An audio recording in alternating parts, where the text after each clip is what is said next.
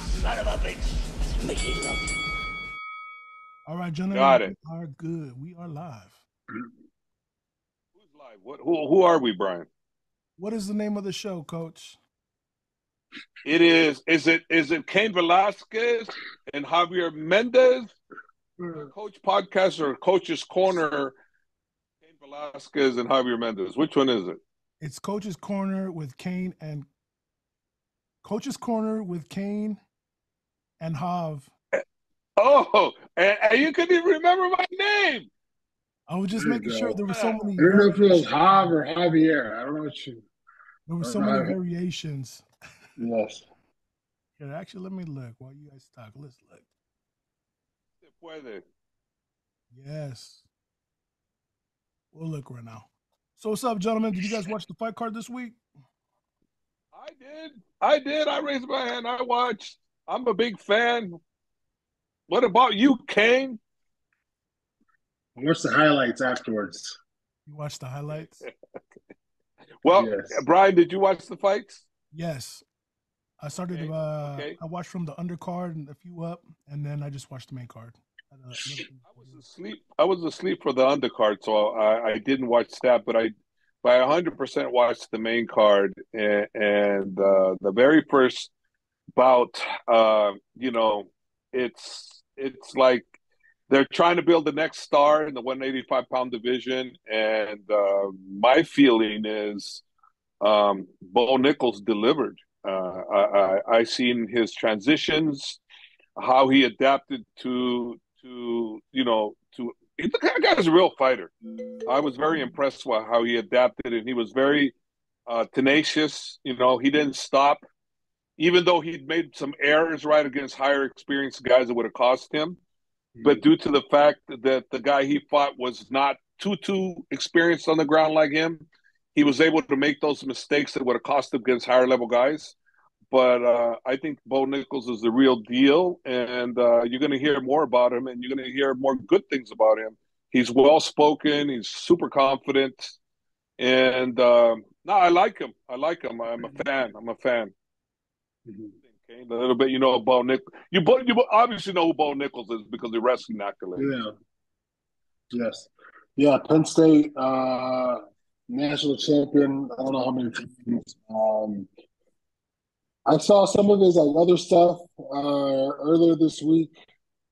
Um, and yeah, it looked like when a wrestler really gets comfortable with like the stand up and likes to throw and does some damage on the stand up, that's already telling you there's something big there because a lot of guys, it's like to even see if they even like to get hit. That's number one. Like, do you like to get mixed? Do you like to mix it up? But when you get that comfortable that you can really stand there and take your time and deliver a good punch, like that is a whole new game. It's a whole new threat that a lot of people don't have, or you know, they may have it, they may not, but that shows that they're nice and comfortable in the craziest part of the fight is that part right there. I totally agree with you 100%, and he passed that with flying colors. As far as I'm concerned, he was very comfortable in there with the striker, and he did what he had to do.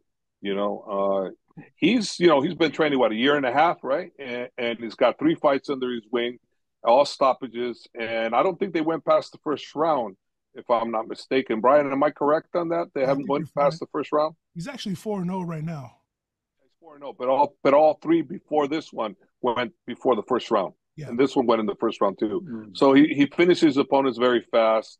He's very confident, skilled wise, stand up for a beginner at level of only a year and a half. He's not bad at all. He's only going to get better.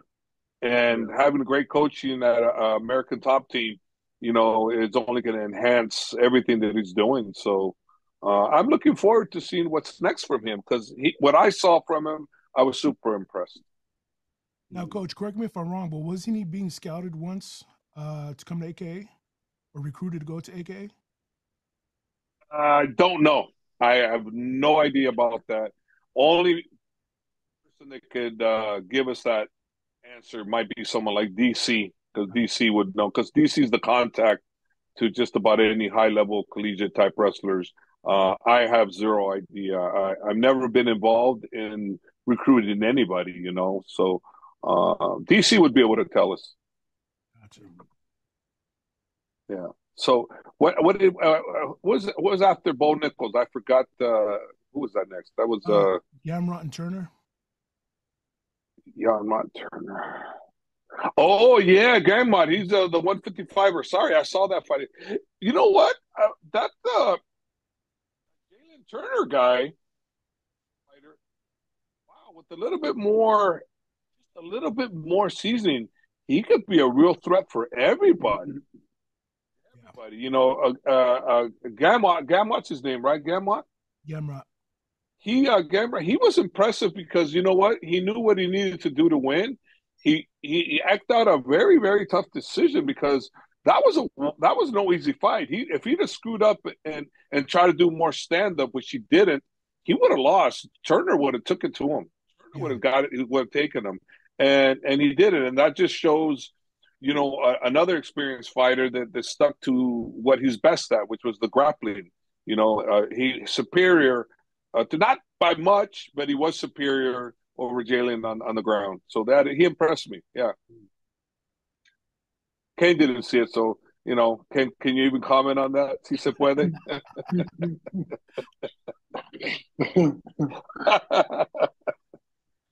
I take your word for it, Hav.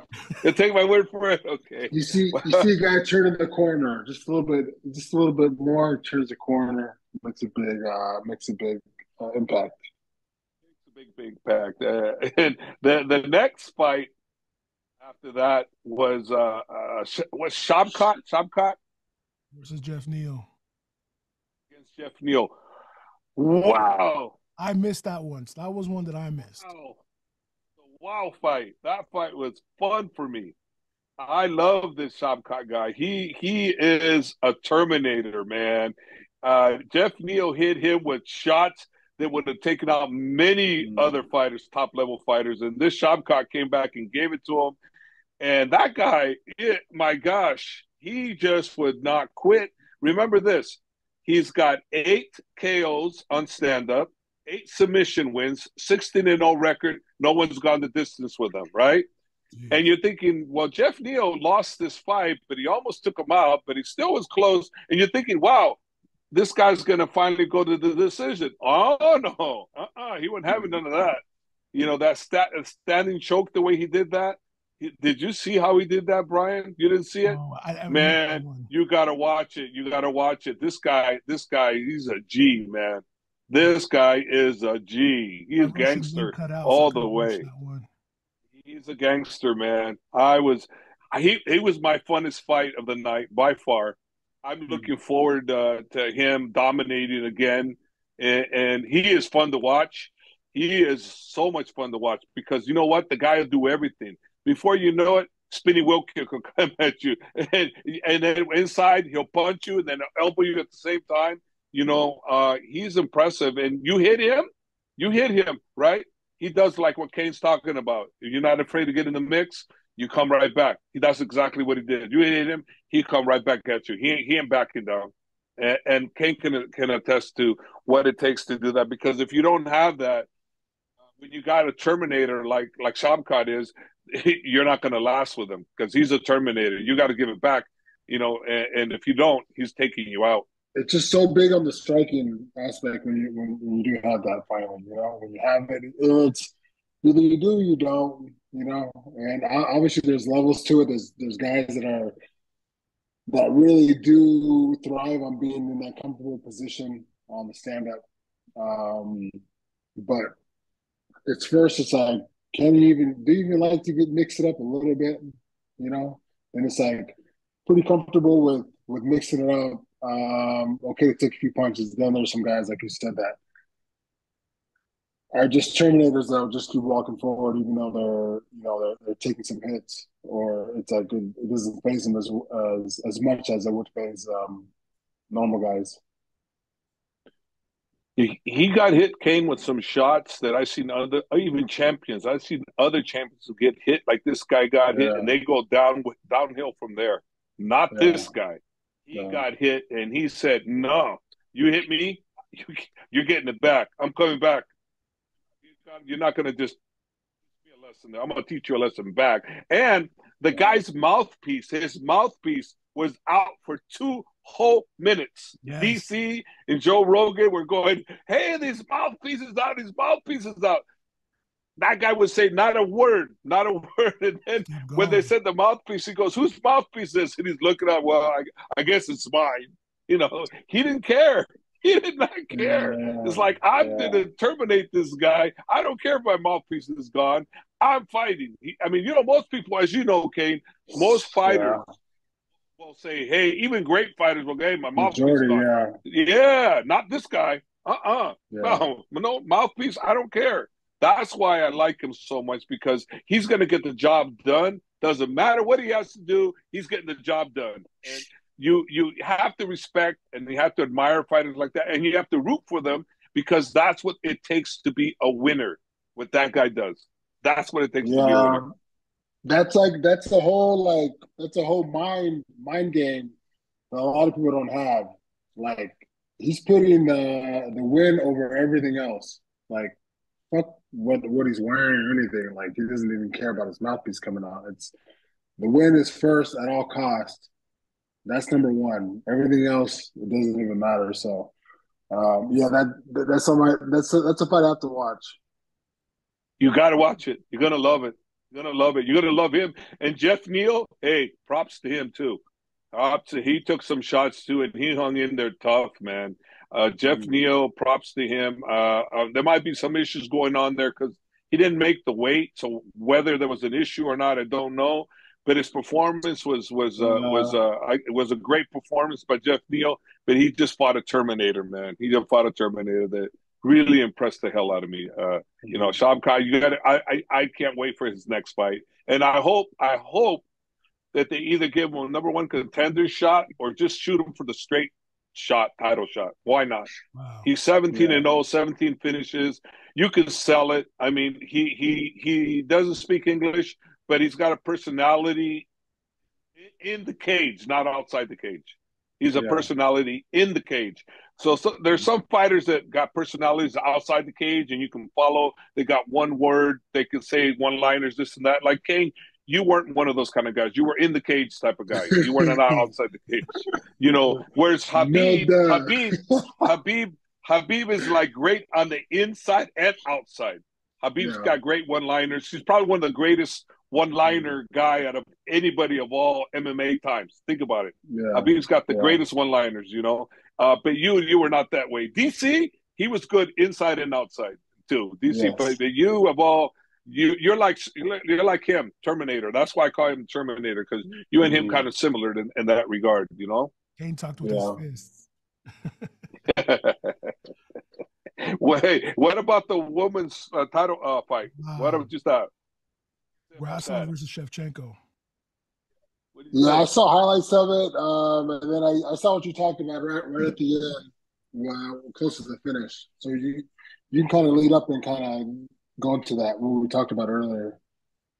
Okay, this is what happened going into the fight. Okay, Shevchenko basically, in the first round, they went out there, and Alexa Grasso actually did pretty good with the boxing. She actually tagged it pretty good. Yes. The champ readjusted really quick when she got into boxing range, where she tried to use her boxing. She shoot in, take her down.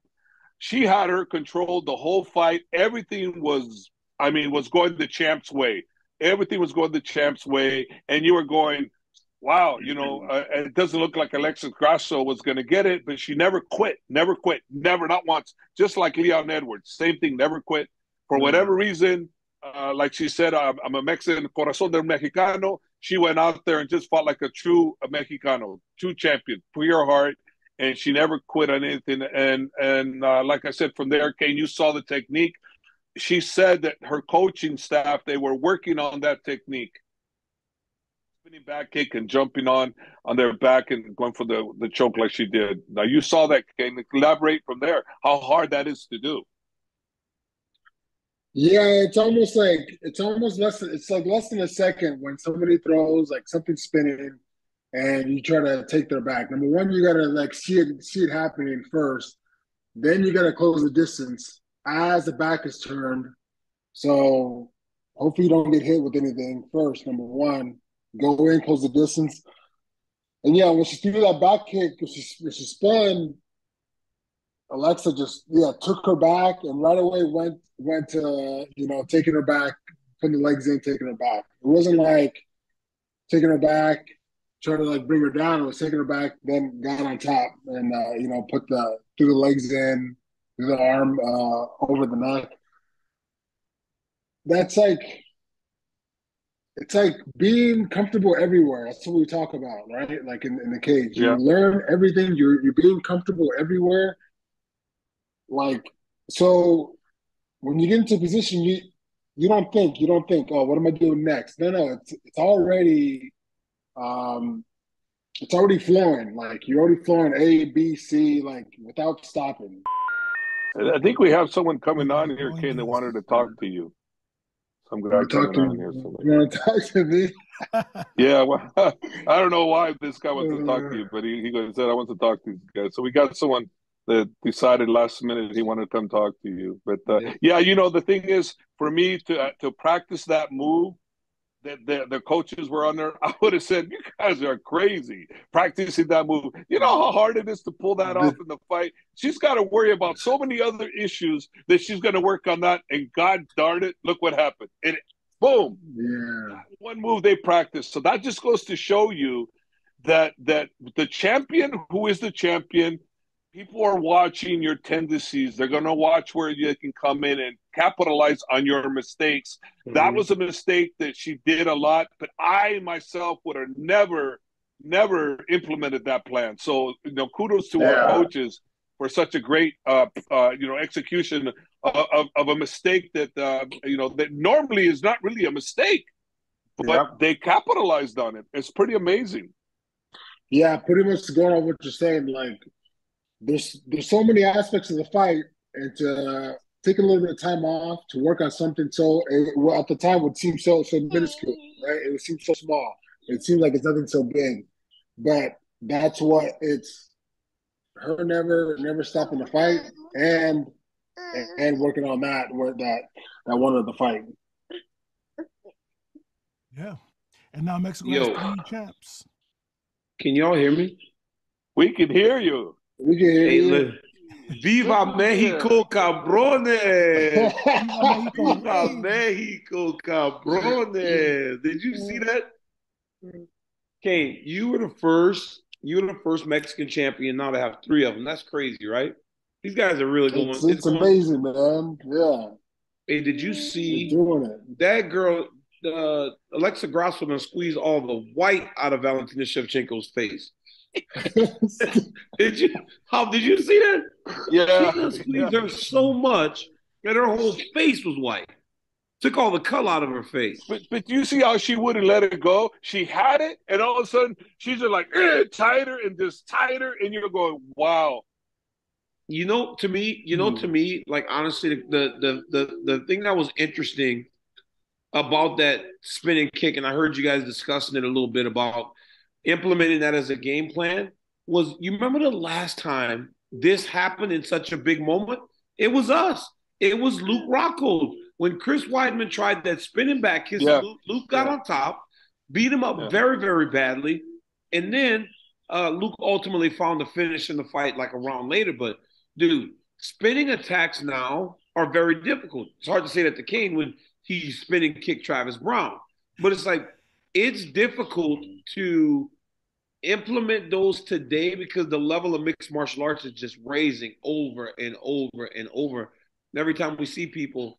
But like I also kind of wonder, like, did Valentina get like a little bit tired, a little bit complacent? She looked a little small in there too, didn't she? She looked a little bit. Alexa. Yeah, but you know what I was impressed with? Like I said, she changed levels. When Alexa Grassos came in there, started boxing her up in the first round, she changed the levels and she went to wrestling. She wouldn't let her get close. I was so impressed with the champ. But what got me more was the fact that the coaches worked on that particular technique. Like you said, Luke Rockhold did that to Weidman, but we didn't practice that. Nobody trained it. No, we're going to practice that. That's just what Luke did. For a coach to say, okay, we're going to practice this move, that's freaking crazy. That's that take cajones. That take cajones. Hey, you that guy I live in Gilroy. That take cajones. You know what I'm saying? They just training that is it's cool. Like I thought it was a great moment. I thought it was a great moment for Alexa. I thought it was a great moment for her team. To see Brandon Moreno there celebrating was also good. But and then Javier, right? Could you imagine how good Javier looked when he won his belt? Brandon Moreno looked like a killer. So it's crazy how like mixed martial arts changes, right? Where you go from having 3 African champions at once, now with Mexican champions. The only country that doesn't seem to get as many champions is America, bro. We don't be having no champions. I like just recently, like, well, John Jones now, thank God, because we had. I mean, the 125-pound champ Brazilian. No, he lost. He's Mexican. The 133-pound champion, Aljo say he's from Jamaica. I mean, I think he's from the United States. But he say he's from Jamaica. 145, the champion is Alexander Volkanovski. 55 is Russian. 70 is freaking English. 185 is Brazilian. 205 is Jamal Hill. Jamal Hill just won the belt. And then the heavyweight champ is American now. So we got what, 3? We got 2 or 3? 3. We got 3. We caught Aljo. You know, we got 3. Aljo trying to go take a whole. You gotta count Aljo. How can you not count Aljo? Gotta count Aljo. Yeah, hey, what's up, man? So like, you sound good. Like, you sound good as an analyst. I didn't think you was gonna be good as an analyst. Oh, thank you. Yeah. I think DC's been practicing it. Let's talk about what we do. Yeah. I mean, I just go into the gym and just talk technique. That's all we do. Talk about fighting. What about the champ, huh? What about John Jones? Come on. You got to give it to him. Got to give it to him. He went out there with the right mindset. He went out there with the right mindset, but like, Cyril's my buddy, but I can't help but feel a little disappointed in Cyril Gane. I can't help but feel a little disappointed, Hub. I mean, I get it. I get it. You know, but I just didn't. It just did not look like he had grappled much at all. Because he just looked lost when the fight hit the ground. I was a little disappointed in the way that he fought, because he got taken down. Bro, you know what was odd? When the fight was over, the way he was looking at Jones when Jones walked away, he looked almost like lost and like stunned. He was like, "Oh my God!" Yeah. He was surprised. Yeah. Well, like the fight, I mean, it was like he didn't want to get close at all. He was moving. He was avoiding, obviously getting close. You know, he would get back, he's back up against the cage, and he was still like looking for an out, left, right, boom, you know. And then Jones just timed that left hand perfectly, so much so where Gane couldn't even get his hand back. Like, he was already in. He was already in. Even brought his leg forward. So yes, and then in like wrestling, it was almost like just downhill from there. Because it's one of those positions, right, when you're in grappling, a lot of times when you're grappling and you're trying to get away, you get to the wall and you start trying to wall back up. Guy will jump on your neck, right, and start choking you. Yeah. It hurts, right? But it's honestly more uncomfortable. It's not like you're getting choked out. So I don't know if Jones was able to get under the chin and really get a lot of pressure going up into him. But it seemed like if he had a better understanding of how to get back to his feet, he would have attacked the hands, right? 2 hands to the one on the chin, and then start walking your way back up the wall. But that he literally was just kind of under him, and then he tapped, you know. So I know Gane's disappointed in himself, but I think, like, I was very impressed with his performance, but I was also a little disappointed in Cyril. But it also leads me to the question, who's going to fight him? I mean, who's going to fight him? Like, Stipe? You know, Stipe hasn't fought for 2 years. Yeah.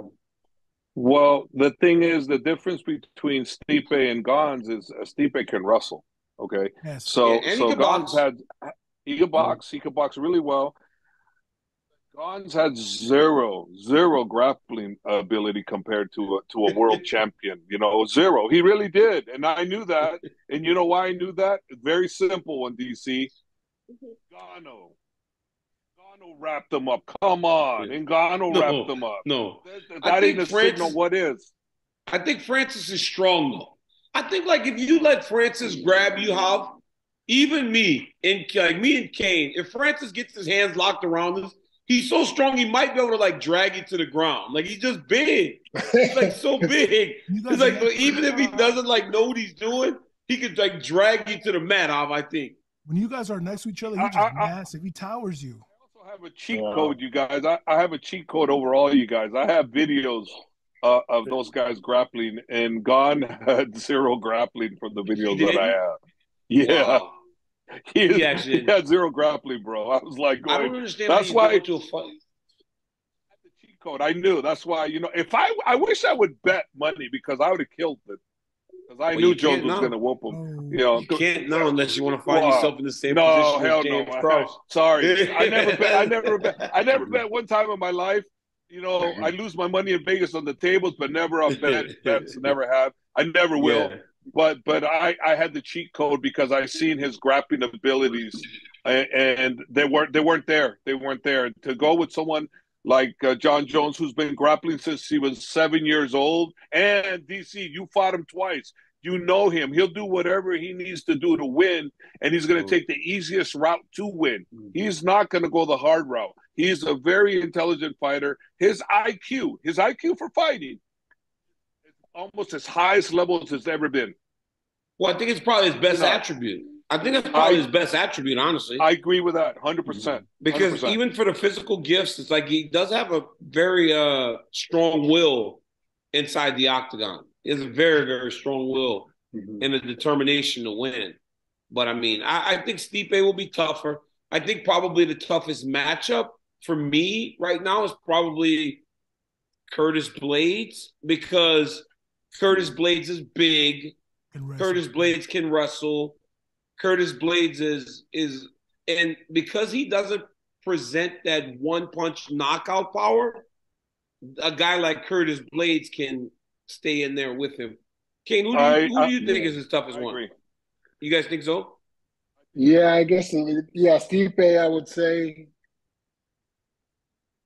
Stipe,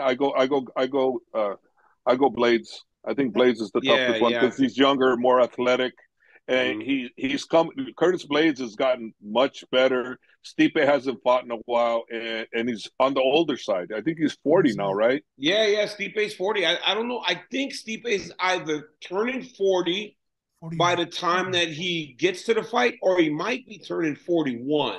Because I always remember being like 3 years older than him. So even when I was 41, I was like, well, he's 38 years old. So it's not like I'm fighting a young guy. He's 39? Yeah. He's 40 right now. So what's his birthday? 40. August 19th. Yeah, so right before he turns 41, because him and I are 3 years. Like, so I turned 44 in March. He'll turn 41 in August, which is it's advanced. But honestly, man, like, and I saw this today, like I say stuff, right? And it gets all like, they clip it, right? And I gave Jean credit for his performance, but I also said he looks a little slower.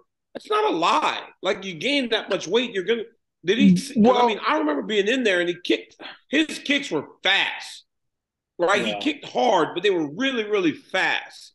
We were in there and it's just like watching it from the outside, it didn't look as fast. But listen, DC, you said he's got 20-something plus pounds, okay, on him. Okay, the speed of a guy that's 20 pounds less, and you fought him, so you know how fast he is, okay? Straight up. You fought the man. You know how fast he is. Well, put 20, 30 pounds on that guy, he's not as fast. Which is not He may be accurate. He may hit harder. He does not. Especially you. He will not appear as fast as you because you firsthand know better.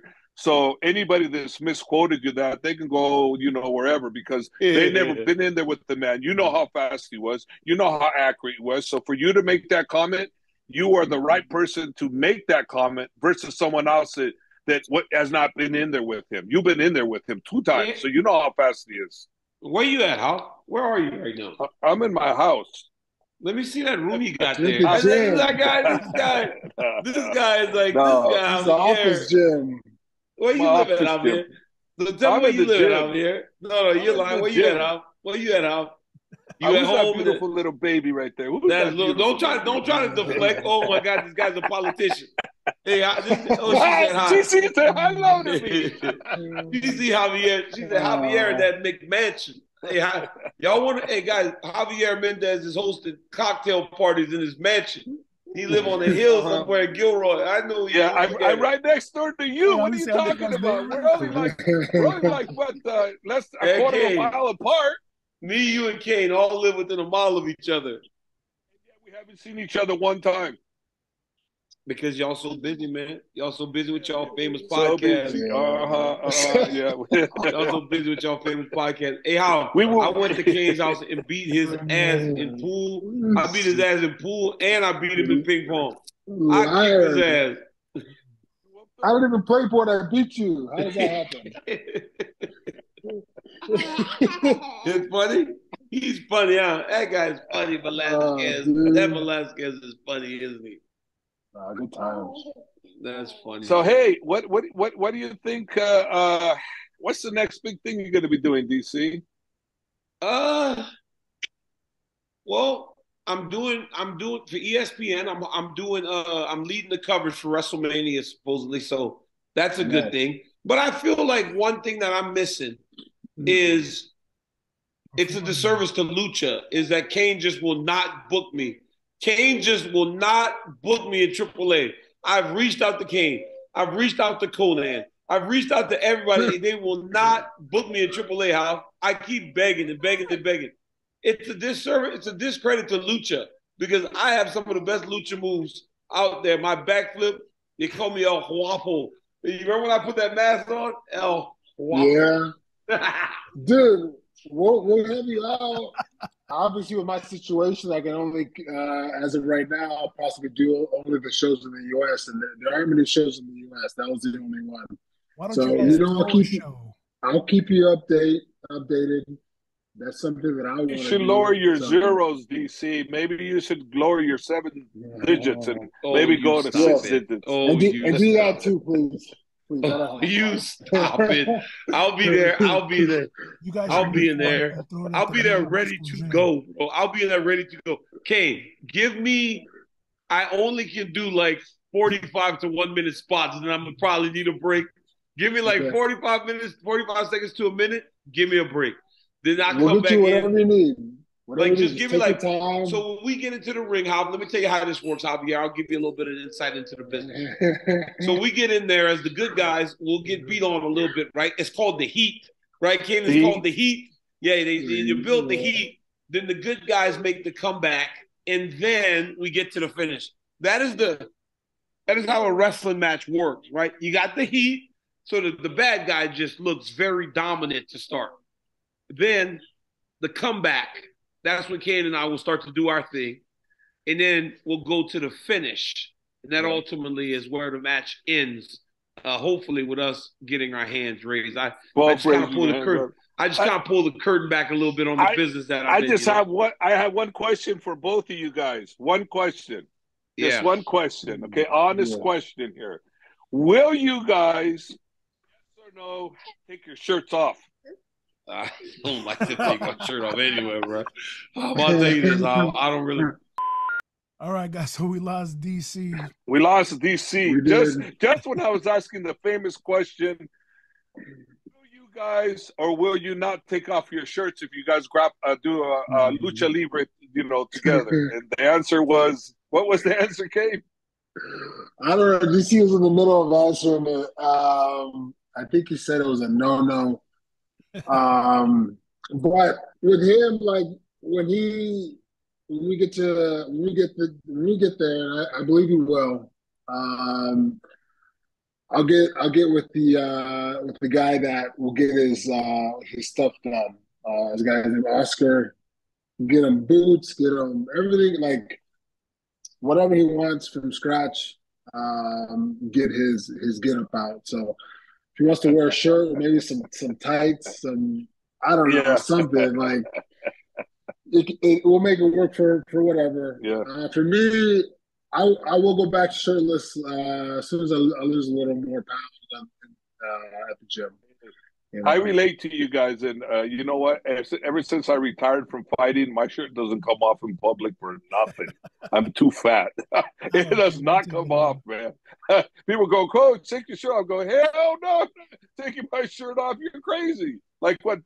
Today, okay, you and Habib were making fun of me. Well, mostly Habib.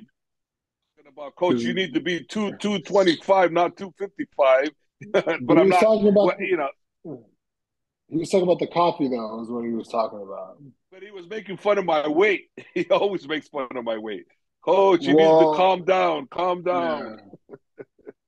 No, That's typical of him. I don't know if he meant like because you get McDonald's coffee. If you get anything else from McDonald's, when you buy the coffee.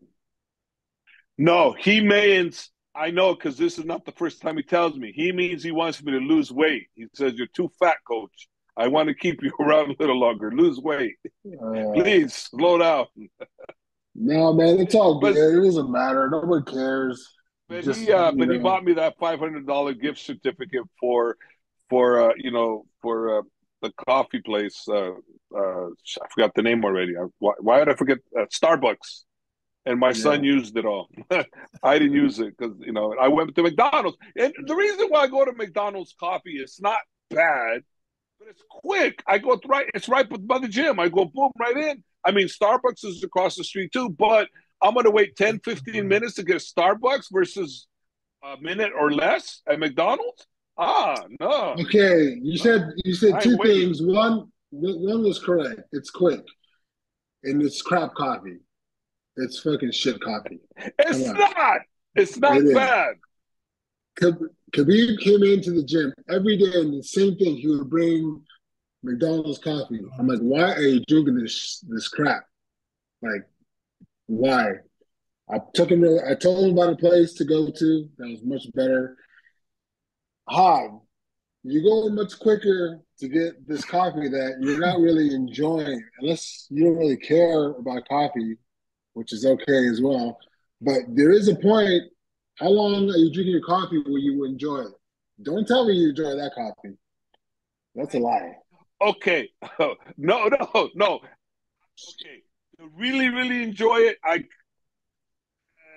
50-50. 50-50. No, 50-50. 50-50. I enjoy it 50-50. It tastes like it was filtered in a fucking sock. Okay. Baloney. Yeah. No. It's better than a sock. Well, I never had a sock, so I don't know. Come on, dude. I don't know. But anyways, yeah.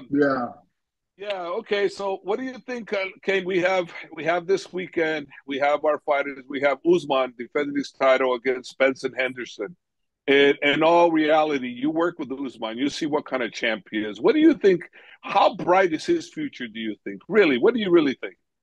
I mean, yeah, dude. Well, as far as coaches, you never know where the road's going to go. All you can be there is be there for them, and really try to get them great everywhere. So I see that he's got great things everywhere. There's always places where I think as coaches we always see a little bit of something that they need, and we always try to obviously to make the fighters a more well-rounded athlete. He's very committed, comes in every day, puts in hard work every day. Obviously, he has a lot of talent that a lot of people don't have, But anytime I look at somebody, regardless of what they have or what they don't, even if they don't have much, I see the possibilities there for everyone. It's all dependent if they're going to do it or not. And you never know. You never know. You could get a guy that doesn't have anything, and something may happen within him that he wants to get to the pinnacle of the sport. That can happen. I've seen it happen all through my career. So you just never know. But guys like that, guys like Usman, have everything great already. It's just building everything where there are no weaknesses. Like even the weakness is a strength against someone else. Like that's what we're trying to get to. That's what we're trying to get fighters to. That is correct with him because he has all this talent. He could do everything. And when I trained him, the first time was a little under 3 years ago. I trained him, and I tell Habib, I go, Habib, this kid could be the best, but mentally, I need your help. I need your help. I need you to help me with him mentally because he doesn't have it mentally. He has all the skill set, but he doesn't have the mental aspect, which, as you know, Kane, the mental is number one. Without the mental, and you got to have the right coach to be able to instill the mental. And I was not the right coach to do that to Usman. I needed help. Yeah. So I asked Habib to please help me with him. And Habib helped me with him getting his mental strong. Now, man, that kid does everything right. He rests correct. He doesn't overtrain. He'll question me on certain things. And he does it the right way. He's got it together. I'm so impressed with him, and I expect him to have a great fight with Benson Henderson because Benson Henderson was a former champion. Benson has been with all the best fighters in the world. Yeah. With the exception of Islam Makhachev and Habib and a few of the others. But he's been there with everybody else. He's been a champion. He's got championship rounds in him, many of them. And he's a performer. So Benson Henderson is going to be a tough test, but I believe it's a test that he's going to pass. But nonetheless, it's a tough test. You cannot screw up with Benson Henderson because he can take you out. And in reference to what you're talking about, Kane, you know how some guys, as long as they put in the work, you can see it in them. There's one guy we have in our gym, Kane, that I didn't see a champion in him, and now I'm starting to see a champion in him, and that is Theo Hague. Yes. Oh, okay. Yes. I was like, when he came in with from Alex Kambabi's school, one of my other AKAs up in AKA Sunnyvale. It's just a kid coming in. We put him in as an amateur kid. We put him to spar, and I'm like, he's okay, blah blah blah. But man, he only has one pro fight. He fights for Bellator. This kid, Theo Hague, remember that name. He is going to be somebody. That kid, I mean, he impressed the hell out of me. I mean, Luke Rockhold came over. He goes, "Hey, Hop, who's that kid?" I go, "Who are you talking about?" He goes, "That one kid." I go, "Who?" He goes, "That kid." I go, "Oh, that's Theo." He goes, "Hop, he's pretty good." I go, yeah, I know. He is pretty good. So, Kane, you are correct. That is 100% a fact. Normally, I'm good at picking somebody that I think could be a champion, but there are some people that sneak up on you. Theo Hague is one of them. I agree. Yeah, there's a lot of times where you don't know what a guy is going to transform into. You have no idea. You come off the street, have nothing, and all of a sudden he's sparring with the big boys. With Theo, obviously I was gone for 8 months. When I came back, he had a big jump. And yes, like what you said, like it just all came together, man. He was tough. He's tough everywhere. But going back to Usman, dude, you realizing like that you needed help with him with Khabib, that just shows your greatness and how much you've been in the sport, because it's not always the coach's style can coach everybody. That's not true. Everybody is their own individual. Everybody's different. Everybody needs to be coached different as well. Not one style or one particular technique or one way of fighting is going to work on everybody. It doesn't. Some people have different minds, so you have to go to their level, whatever that is, and work with them to see how you can get them motivated. So that's a big thing as well, because they may have it, but they just don't know how to. They may not have anybody that can talk to them that they need, that they can trust, to so they can give them that output, so they can give them those results. So that's something important as well. I think I think your wisdom and your experience in the fight game is very fascinating to listen to you because I listen to you and everything you say resonates with me and I'm like, wow, yeah, no, it's spot Mhm. on. And I think I don't know about you guys, Brian, but I think that maybe since we're on this podcast now, I think that Brian, you should put out there for some fans that want to ask specific fight related Questions. experiences and technique. Cain can answer them on another podcast where we can tell them how our thoughts, our feelings on how we might handle a situation that they're asking. I think. Well, what do you think, Cain? I think that'd be a good idea. We could read a question offhand from somebody that wants to know from Cain or from me or from both of us about how would I handle this situation, and if we have the answer, we give it to them, and we do a podcast based on the questions that they're asking. What do you think? I think it's a good idea. That's a good idea to ask, yeah, in some way, whether they be fighting or some other scope of area. But the two things today, I guess, talking about the fights, really stood out with me. And with Grosso's fight is to never stop fighting. Yes. And that's everywhere. Like you don't like take a step back and just stop. You don't. You keep whether that the inside of you burning, to keep looking for answers, to keep going forward, um, to never stop in wisdom, to never stop looking for you know, for whatever it is. Like let nothing to, like put you down. It's okay. You're always in the fight. You're always okay. Grasso stayed in the fight, and like that's all you can ask for. And number two Hey, with John Jones was timing, perfect timing, made it look so easy. yeah, and with Grasso, it's like you said. She never stopped trying. Never, never, not one bit that she was trying to win. She was trying to land that punch. Whatever she was trying to do, she was trying to win every step of the way. Whereas, like with Kamaru Usman and Leon Edwards, right? What I saw in that, Yeah, I saw Leon Edwards never quit on himself, and I saw his yeah, coaches, his corner, kept him to come back stronger.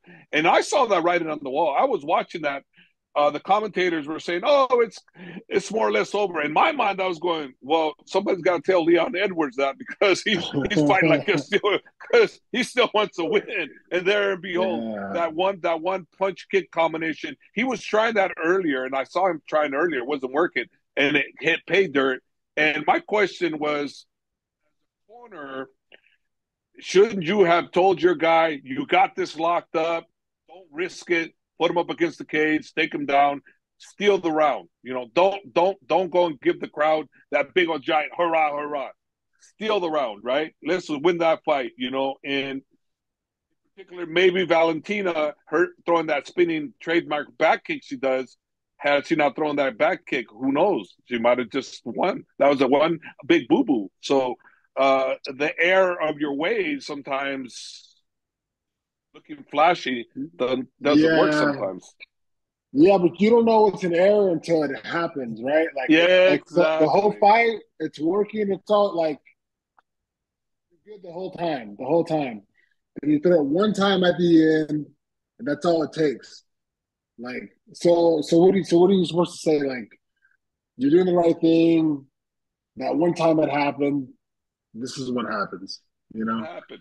And if you throw So the right hand, you get countered. You throw the left hand, you get countered. yeah, But still say practicing that move because you threw a spinning back kick. That's a ballsy move. I'm sorry, but that's a yes. ballsy move. It's not like, oh yeah, we did. We trained Luke Rockhold to do that. I didn't say nothing to Luke about that. Luke just jumped on him after he did that. Yeah, yeah. Yeah, Even though we didn't practice it, like when people did throw that, we knew already the close. yeah. Close the If you distance. see it, if you want to be safe, more distance. More, you don't get kicked. You're Yeah, all good. or But get if in you the see it, inside. it's like it's like boom, thank you. But it's Yeah. I taught you. Get in the outside or get in the inside. And she got in the inside wrapped her around, and like DC said, I mean, choked her like you. It's crazy, it's crazy how she choked in. Yeah. Hey, good for her, Mexico. You know, viva Mexico, ¿verdad? Because éramos puros mexicanos en el corazón y yo en sangre y todo, y me gustó mucho lo que ella hizo. You know, it's one of those things that makes you proud, you know. And Valentina, she's the greatest ever, and you know they'll probably have a rematch. That fight's deserving of a rematch, right? What do you say? Yes. Yeah. For winning the whole time and then getting that at the end, it does deserve a rematch. Yes. Yeah. Just like Leon Edwards and Kamaru, same thing, rematch. You know, but you know what? We've seen rematches. We've seen what Brandon Moreno and Figueroa did, you know, 4 times. They fought 4 times, right? 4 times. But we see what happens, right? One wins, the other one wins, one wins, the other one wins. And the last, I mean, it can change because the game keeps evolving. And if you don't adapt and you don't watch film and you don't see mistakes that the champion's making, you know, and you're gonna have problems fighting the champ. You gotta stay on top of everything. Like I told you when you became a champion, I said now the work's really beginning because now everybody's after you. They know what they're looking for. They know what to come after. Yeah. Yes. That was Grasso's to do is get ready. Yeah. To a T. Yeah. Yeah. So good. Okay. So what do you think about this? The individual that sends in the best question that Cain and I pick, we send them a T-shirt, signed T-shirt by you and me, and maybe somebody else. What do you think? I think good, right? What do you think, Brian? That sounds good. It's easy to do. That's what we're gonna do. Whoever Cain and I pick that gives the best question to answer, we'll send them a signed T-shirt, aka T-shirt by Cain and I and you. And maybe some of the other fighters. That sounds good. Money. Good. Okay. So on to the next one. Yeah. What, are we gonna do it after Bellator or no? Bellator. Yeah, this week I'm pretty booked this week. So I think next week Monday, like starting Monday, I'll be better off. We'll do a Monday. We'll do the next one Monday, right after. We'll talk about Bellator. Is there a UFC event this week, Brian? Yes, Peter Yan's fighting, but that's the only guy on. It's one of those UFC fight nights, but Peter Yan is the only name on the card that you'd know. Oh, but Peter Yan's fight's a very important fight, so we could talk about that one. That'll be a really good fight. Yeah. Okay. Yep. That's against Merab, right? Merab. Yep. Yeah. That's going to be a hell of a fight. I mean, we're going to talk about a guy that doesn't stop. Rob is just a constant. He's like a Tasmanian devil, man. That guy don't stop for nothing. So yeah, that's gonna be a very interesting fight. So okay, we'll comment on that on the next podcast. And you know, don't forget to tell your friends to subscribe. Cain and I have 0 subscribers right now. We'll get there. And sponsors, don't forget, we need sponsorship too. They're looking for sponsors. We need some headphones. Headphones. We need some quality stuff to do. Podcast. Look, I got my. Yeah, the only one that's professional is Brian. All right, boys. All right, guys. Hey, thank you, Brian. Anytime, gentlemen. Thanks, Brian. Thank you, bro.